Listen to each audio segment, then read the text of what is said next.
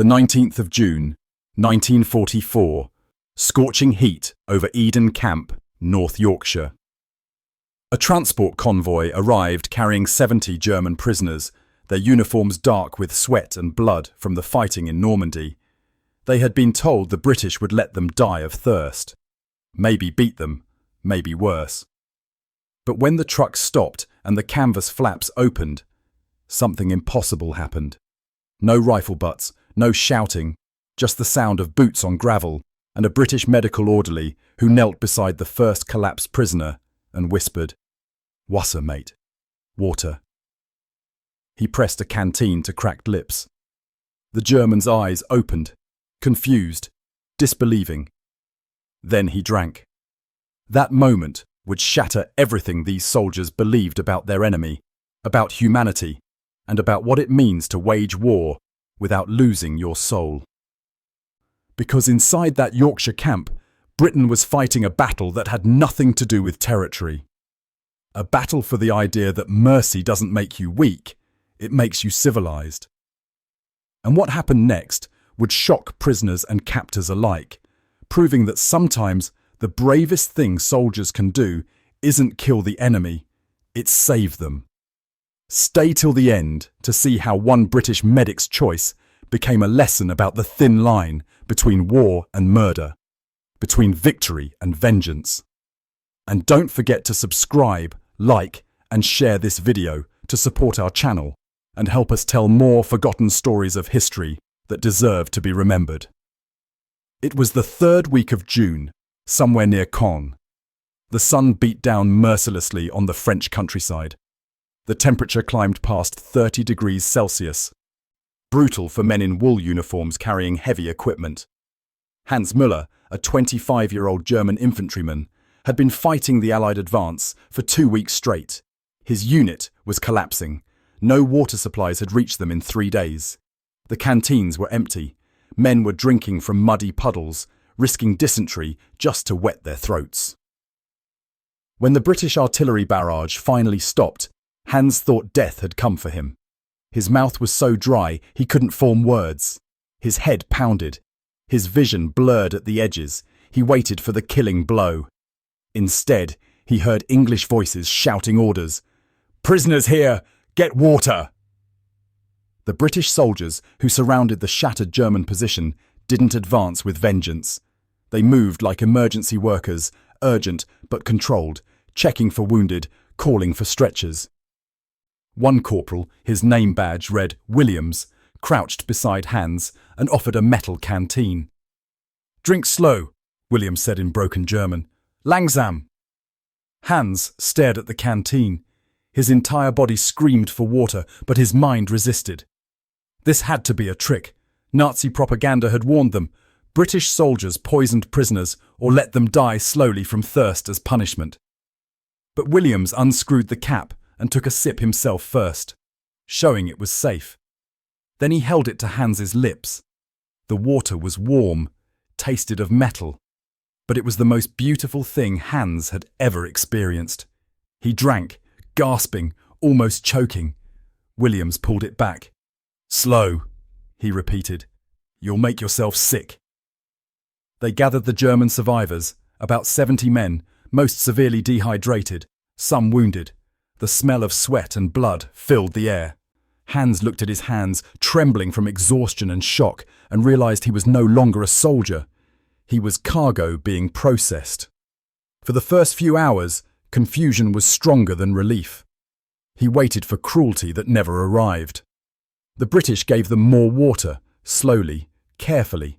They checked pulses, examined wounds, sorted the critically injured from the walking wounded. No beatings, no mockery, just tired men doing their jobs with professional efficiency. They were loaded onto trucks. The engines roared to life. Hans sat among other Germans, all silent, all processing what was happening. One prisoner whispered, "They'll shoot us when we reach their camp." Another replied, "Or starve us." But Hans had tasted the water. He had seen Williams's face. Not hatred, just exhaustion. The same weariness Hans himself felt. That night, they reached a temporary holding station, an abandoned barn with straw on the ground, and guards posted at the door. A British medical officer came through with a clipboard, speaking slowly in German. "Water rations every 2 hours. Food in the morning. Anyone severely injured, raise your hand." When Hans tried to stand, his legs buckled. The dehydration had weakened him more than he realized. The officer noticed immediately. He said something to an orderly, and moments later, someone brought a folded blanket and a full canteen. "Rest," the officer said simply. Hans didn't understand all the English, but he understood the gesture. They were being cared for. Outside, the distant rumble of artillery continued.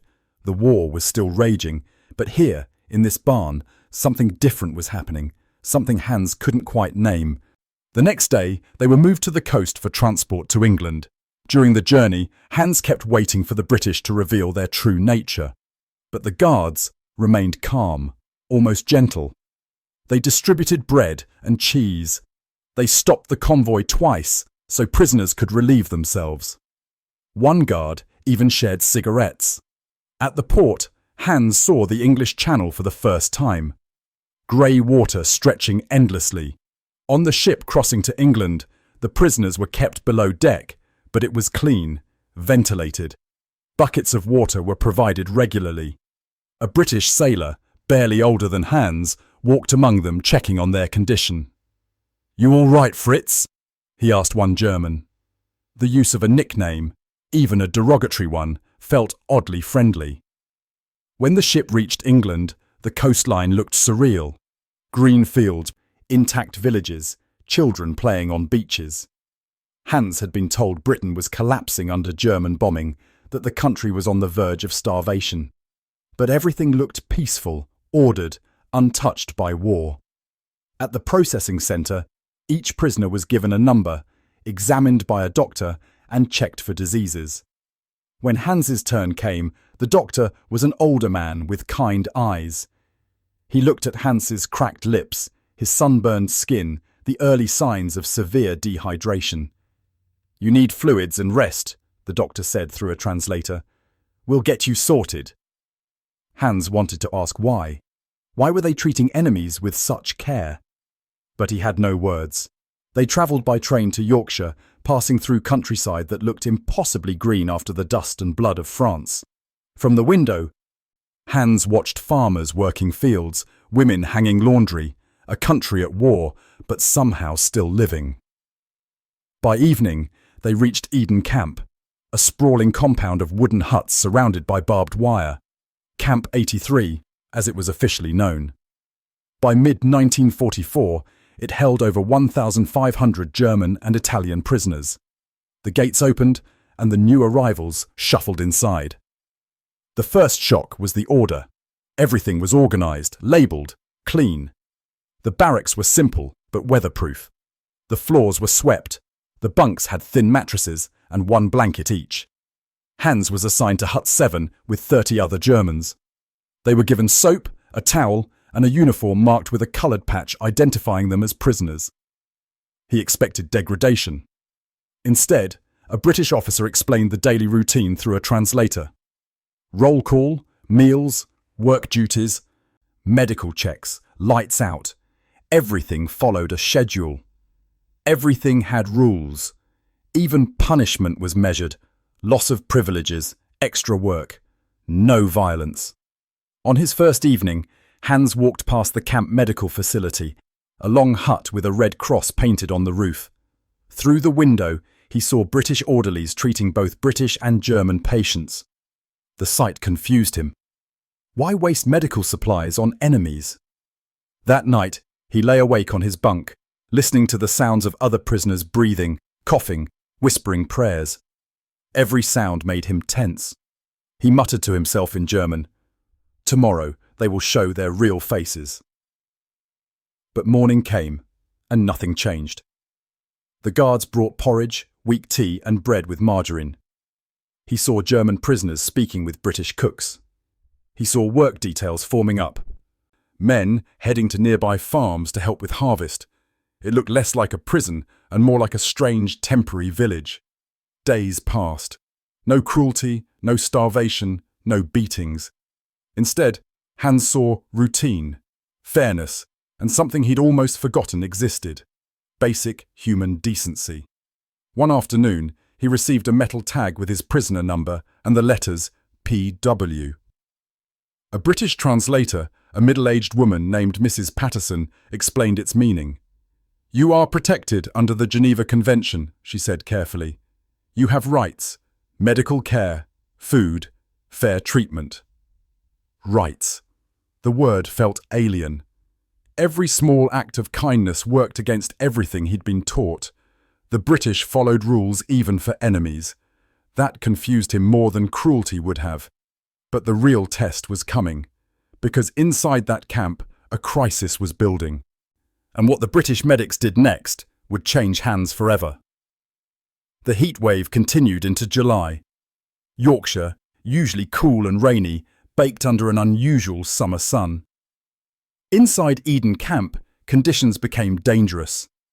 The wooden huts, designed for British weather, turned into ovens during the day. The water supply, adequate for normal conditions, struggled to keep up with increased demand. Hans noticed it first in the morning roll calls. Men were fainting. Others complained of headaches, dizziness. The guards increased water rations, but it wasn't enough. The heat was relentless. Then it got worse. A new transport arrived, carrying prisoners from the Italian campaign, men who'd been captured in North Africa months earlier. They arrived already, weakened, malnourished, dehydrated from a long journey in un-air-conditioned ships and trains. One man collapsed as soon as he stepped off the truck. Another started convulsing. The camp's senior medical officer, Captain James Thornton, immediately recognized the crisis. Severe dehydration across multiple prisoners, heat exhaustion verging on heat stroke. Without aggressive intervention, men would start dying. Thornton was a doctor from Manchester, 38 years old, who'd served in France before being assigned to POW camp medical duty. He'd seen enough death. He didn't want to see more, even if they were enemy soldiers. He called his small medical team together. 2 doctors, 6 orderlies, and Mrs. Patterson to translate. "We have a problem," Thornton said bluntly. "We're looking at potential mass casualties from dehydration. We need to act now." One of the orderlies, a young man named Private Edwards, asked the question everyone was thinking. "Sir, we're running low on medical supplies ourselves. IV fluids, electrolyte solutions. Command said they're reserved for British casualties. Do we really use them on prisoners?" Thornton looked at him steadily. "The Geneva Convention says yes. Medical necessity doesn't ask about nationality. These men are in our care. That makes them our responsibility." But Thornton knew it wasn't that simple. Military supply chains were strained. Every bag of IV fluid used on a German prisoner was potentially one less for a British soldier wounded in France. The D-Day invasion was still ongoing. Casualties were mounting, resources were precious. He made a choice that could end his career. "Use what we have," he said. "I'll handle the paperwork later." The medical team moved into action. They converted one entire hut into an emergency rehydration ward. Bunks were cleared. The sickest prisoners were brought in, over 40 men in critical condition. Thornton and his team worked through the night, starting of 4 lines, administering precious fluids, monitoring vital signs. Hans, who'd recovered from his own dehydration, volunteered to help. He had no medical training, but he could fetch water, hold bowls when men vomited, translate when prisoners were too weak to speak English. He worked alongside British orderlies, enemy and ally side by side, fighting a common enemy: death. By dawn, 3 prisoners were still in critical condition.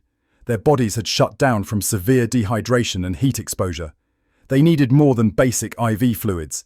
They needed blood plasma, advanced electrolyte solutions, resources that were simply not available at a POW camp. Thornton made another impossible choice. He requisitioned an ambulance and sent the 3 critical patients to a civilian hospital in York, 15 miles away. When the camp commandant, Colonel Hughes, heard about it, he was furious. He summoned Thornton to his office immediately. "Captain, do you realize what you've done?" Hughes demanded. You've sent enemy prisoners to a British civilian hospital, using military transport, consuming resources meant for our own people. Thornton stood at attention, but his voice was firm. Sir, those men would have died without intervention. The Geneva Convention requires— I know what the bloody convention requires, Hughes interrupted. But there are limits, Captain. We're at war. Resources are finite. Every pint of blood plasma used on a German is one less for our boys bleeding in Normandy. The room fell silent. Thornton knew Hughes wasn't wrong. This was the terrible mathematics of war, but he also knew something else. Sir, he said quietly, if we let prisoners die in our care when we could have saved them, we're no better than the enemy we're fighting. We become what we're supposed to be defeating. Hughes stared at him for a long moment. Then he sighed heavily. You're going to get me court-martialed, Thornton. Both of us, probably. Then we'll be court-martialed for doing the right thing, sir. Hughes waved him away. Get out, and pray those prisoners survive, because if they don't, and we've wasted resources for nothing, command will have both our heads. Thornton returned to the medical hut. The remaining patients were stabilizing, slowly. Hans approached him, his English halting but determined. Captain, why? Why you save us? We are enemies. Thornton looked at him, exhausted. Because you're human first, enemy second, and I'm a doctor before I'm a soldier. That answer would stay with Hans for the rest of his life. Over the next 3 days, all 40 patients recovered. The 3 sent to York Hospital survived and were returned to camp a week later. But the incident didn't end there. Someone, probably an orderly who disagreed with Thornton's decisions, reported the resource use up the chain of command. A formal inquiry was opened. Thornton was called to defend his actions before a military tribunal. The hearing took place in late July at a military headquarters in Leeds. Thornton stood before 3 senior officers and explained his decisions. He cited the Geneva Convention, medical ethics, and basic humanity. The prosecutors argued he had violated resource allocation protocols, exceeded his authority, and potentially compromised care for British soldiers. The deliberation took 2 days. In the end, the tribunal ruled in Thornton's favour, but barely. The lead officer said, Captain Thornton's actions, while procedurally questionable, were consistent with both the Geneva Convention and medical ethics. However, all medical officers are reminded that resource allocation during wartime requires careful judgment. Dismissed. Thornton walked out, still a doctor, still able to practice. But the incident had revealed something important. Mercy had costs, and not everyone agreed those costs were worth paying. Back at Eden Camp, Hans watched all of this unfold. Other prisoners told him about the tribunal, about how Thornton had risked his career to save German lives. It didn't make sense. In the Wehrmacht, such actions would have been seen as weakness, possibly treason. But here, it was called duty. The experience changed Hans, not just his opinions, but his understanding of what civilization meant. He'd thought it meant culture, technology, military power. Now he saw it meant something else entirely. The refusal to abandon principles even when it was difficult. As summer turned to autumn, Hans worked in the camp medical hut regularly. He learned basic first aid from the British orderlies. He helped translate for new prisoners who arrived confused and frightened. He began to see the British not as propaganda cartoons, but as individual men with their own beliefs and struggles. One evening, he sat with Private Edwards, the orderly who'd questioned using supplies on prisoners. They'd become unlikely friends despite the language barrier. Why did Captain Thornton do it? Hans asked, his English improving. He could lose everything. Edwards thought for a moment. Because if we stop seeing you lot as human, then we've already lost. War's about defeating the enemy, yeah. But it's also about staying decent while you do it. Hans nodded slowly. In Germany, we were told strength means hardness. No mercy. Maybe, Edwards said. But maybe real strength is having mercy even when it costs you something. That conversation stayed with Hans, through the long winter of 1944. As letters from home arrived describing devastation and hunger, as news of Germany's collapsing military spread through the camp, Hans processed everything through the lens of what he'd witnessed. The British hadn't just defeated Germany militarily. They'd defeated something deeper. The idea that cruelty was strength, that mercy was weakness, that enemies couldn't be human. By spring 1945, when the war finally ended, Hans understood what he'd learned. It wasn't just that the British had treated him well. It was that they'd treated him well despite having every reason not to. They'd followed rules when it was expensive, saved lives when it was inconvenient, and maintained principles when it was difficult. That, Hans realized, was what victory really meant. Not just winning battles, but winning without losing yourself in the process. The journey home began on a wet April morning in 1945. The war in Europe had ended. Germany was in ruins, occupied by Allied forces, split into zones of control. Hans stood with hundreds of other prisoners in the Eden camp yard, waiting for transport back to the continent. The mood was complicated. Some men were eager to return, to find surviving family members, to rebuild. Others were frightened. Germany was destroyed, its cities bombed flat, its people starving. Going home meant facing that devastation. Before they left, Captain Thornton addressed the prisoners being repatriated. He stood on a wooden platform, Mrs. Patterson translating his words into German. "You're going home to a country that needs rebuilding," Thornton said. "Not just buildings, but ideas. What you build now will determine Germany's future. Remember what you've seen here. Rules matter. Decency matters. How you treat the powerless says everything about who you are." Hans felt tears on his face, but didn't wipe them away. As they boarded the trucks, Thornton moved among the prisoners, shaking hands. When he reached Hans, he paused. "You were a good assistant," Thornton said. "You helped save lives, German and British both. Don't forget that." Hans gripped his hand. "Thank you, Captain, for everything, for the water that first day, for risking your career, for showing us what we could be." Thornton smiled sadly. "Just be better than what you were. That's all any of us can do." The voyage across the channel was quiet. The same grey water Hans had crossed as a frightened prisoner now carried him home as a changed man. When they reached the European coast, the devastation was overwhelming. Ruined ports, destroyed towns, refugees streaming in every direction. Hans was processed through an Allied checkpoint and given papers identifying him as a repatriated POW. The officer reviewing his documents noted his service at Eden Camp Medical Facility. "You helped the British doctors?" the officer asked. Hans nodded. "Yes, sir." "Good. Germany's going to need people who know how to work with former enemies." Hans made his way south through the British occupation zone, hitchhiking, walking, catching rides on military trucks. When he finally reached his hometown near Munich, it was barely recognizable. Entire neighborhoods reduced to rubble. The church where he'd been confirmed was a shell. His family's apartment building had survived, damaged but standing. He climbed the stairs, heart pounding, and knocked on the door of what had been his home. His mother opened it, older and thinner than he remembered. She screamed and pulled him inside, weeping. They held each other for a long time.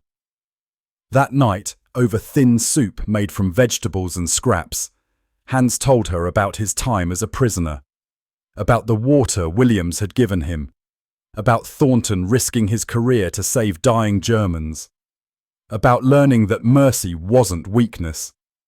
His mother listened quietly. When he finished, she said, "The Nazis taught us to be hard. Maybe the British taught you to be human again." In the weeks that followed, Hans found work with the British occupation authorities.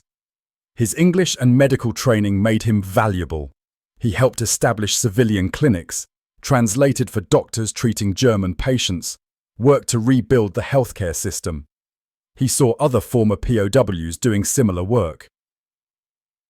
Men who'd been treated decently in captivity now helping build a decent society. Not all Germans wanted to hear about British fairness. Many were bitter, angry, focused only on their own suffering. But Hans and others like him persisted. They became translators, administrators, teachers, community organisers. Men who brought back not just language skills but democratic principles. The belief that rules applied to everyone. That power required restraint. That strength included mercy. By the 1950s, West Germany was emerging from the rubble. Still scarred, still guilty, but genuinely trying to build something better. Hans saw echoes of what he'd learned at Eden Camp in the new Germany being born. Fair courts, protected rights, the rule of law. One day in 1953, Hans received a letter from England.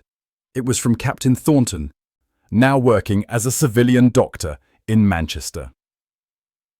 Dear Hans, it read, I often think about that summer in '44 when we almost lost 40 men to the heat. I'm proud we saved them, proud that you helped. I hear you're helping rebuild Germany's medical system. Good. The world needs doctors who remember that healing has no nationality. If you're ever in England, come visit. You'll always be welcome. Hans wrote back immediately, thanking Thornton for the lesson he'd taught. That humanity doesn't end at national borders. That mercy is a choice you make every day. That the hardest thing and the right thing are often the same thing. Years later, in 1965, Hans did return to England. He travelled to Yorkshire, to where Eden Camp had been. Much of it had been dismantled, but some huts remained, converted to other uses. A small memorial plaque marked the site, Camp 83, 1942 to 1948, where thousands learned that even in war, compassion survives. Hans stood there for a long time, remembering the heat of that summer, the taste of water from Williams's canteen, Thornton's tired face as he fought to save lives, no matter whose they were. A local man, walking his dog, noticed Hans staring at the plaque. You know this place? He asked. Hans nodded. I was a prisoner here, a long time ago. The man looked at him curiously. What was it like? Hans smiled. It was the place where I learned that the enemy can teach you more than your own side ever could. They taught me that strength without mercy is just cruelty. That following rules, even difficult ones, is what separates civilization from barbarism. The man nodded slowly. My uncle was a guard here. He said it was strange, taking care of men who'd been trying to kill us, but he reckoned it mattered. That how you treat prisoners says something about who you are. Your uncle was right, Hans said. As he walked away from the site, Hans thought about all the prisoners who'd passed through Eden Camp. Some went home unchanged, bitter and broken. Others, like him, went home transformed by the simple act of being treated with humanity. In the end, Hans realised Britain's greatest victory wasn't D-Day or defeating the Wehrmacht. It was proving that you could wage war without abandoning civilization, that you could defeat an enemy without becoming them, that mercy wasn't weakness, but the hardest kind of strength. The men who'd given him water that first day, who'd risked their careers to save his life, who'd followed rules when it was expensive, they'd won a victory that lasted longer than any battle. They'd won the battle for the idea that some things matter more than victory, principles, compassion, the refusal to let war turn you into a monster. And Hans carried that victory with him for the rest of his life. In the clinics he helped build, in the students he taught, in the countless small moments when he chose mercy over convenience, kindness over cruelty. Because he'd learned from Captain Thornton that being human is a choice you make every day, especially when it costs you something, especially when no one's watching, especially when you're tired and it would be easier to be cruel. That was the real lesson of Eden Camp. Not that the British were perfect, not that war could be made gentle, but that even in the darkest circumstances, you could choose to stay human. You could choose to see the enemy as a person dying of thirst and give them water. You could choose to risk everything to save a life, even when that life belonged to someone who'd been trying to kill you days before. Hans never forgot that lesson. And in his own small way, in the rebuilt Germany that rose from the ashes, he passed it on, one patient at a time, one student at a time, one moment of mercy at a time, building a bridge between what Germany had been and what it could become. And though he'd once fought against Britain, in the end, Britain gave him the greatest gift a soldier can receive, proof that humanity survives, even in war. That decency persists, even in defeat.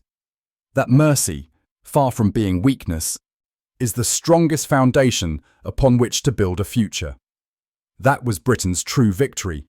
Not the battles won, but the principles preserved. Not the enemies defeated, but the lives saved. Not the war itself, but what happened in camps like Eden Camp, where thirsty men were given water, dying men were given medicine, and broken men were shown that civilization meant something more than propaganda claimed. It meant choosing humanity when you had every excuse not to. And that choice, repeated by thousands of ordinary British soldiers and medics across hundreds of camps, helped plant the seeds of a better Germany. A Germany that learned, slowly and painfully, that strength includes mercy, that rules protect everyone, that the weak deserve care simply because they're human. Hans knew he'd been lucky. Lucky to have been captured by men who believed in something beyond victory. Lucky to have been cared for by a doctor who risked everything to save enemy lives. Lucky to have learned the hardest lesson of all, that your enemies can teach you how to be human again. And for the rest of his life, whenever someone asked him about the war, he didn't talk about battles or defeats. He talked about a hot summer day in Yorkshire when a British medic knelt beside him and offered water. That moment, he said, taught him more about civilization than 1,000 propaganda speeches ever could. Because in that moment, he wasn't German and the medic wasn't British. They were just two humans, one dying, one helping. And that, Hans said, was what separated civilization from barbarism, not the flags you waved or the anthems you sang, but what you did when you had all the power and your enemy had none. The British had all the power, and they'd chosen mercy. That choice echoed across decades, shaping the man Hans became and the country Germany would build from its ruins.